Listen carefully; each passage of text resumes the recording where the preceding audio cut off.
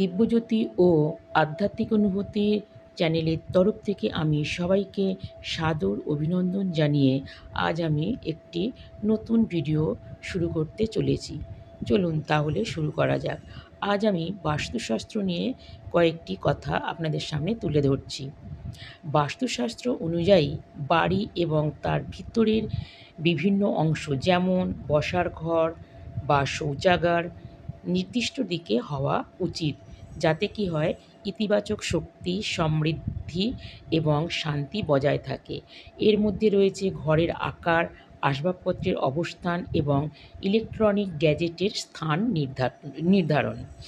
বাস্তুশাস্ত্রের কিছু সাধারণ নীতি: ঘরের আকার ও বিন্যাস: বাড়ির বর্গাকার বা আয়তাকার হওয়া উচিত, এতে পর্যাপ্ত পরিমাণে বাতাস ও আলোর চলাচল ব্যবস্থা থাকতে হবে।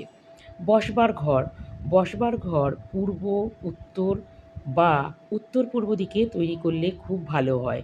আসবাবপত্র বিশেষ করে টিভি বা মিউজিক সিস্টেম দক্ষিণ পশ্চিম দিকে রাখা যেতে পারে, যা ইতিবাচক শক্তি বাড়ায়। পড়াশোনার ঘর বা স্টাডি রুম দক্ষিণ পশ্চিম বা উত্তর পশ্চিম দিকে হওয়া উচিত, এতে করে কি হয় মনোযোগ ও একাগ্রতা বাড়াতে সাহায্য করে। খাবারের টেবিল দক্ষিণ দিকে মুখ করে খাবার খাওয়া উচিত নয়, কারণ এটি হজমের ও মানসিক স্বাস্থ্যের জন্য ক্ষতিকারক হয়ে থাকতে পারে। খাবারের পাত্র সবসময় পূর্ব বা উত্তর পূর্ব দিকে রাখা উচিত।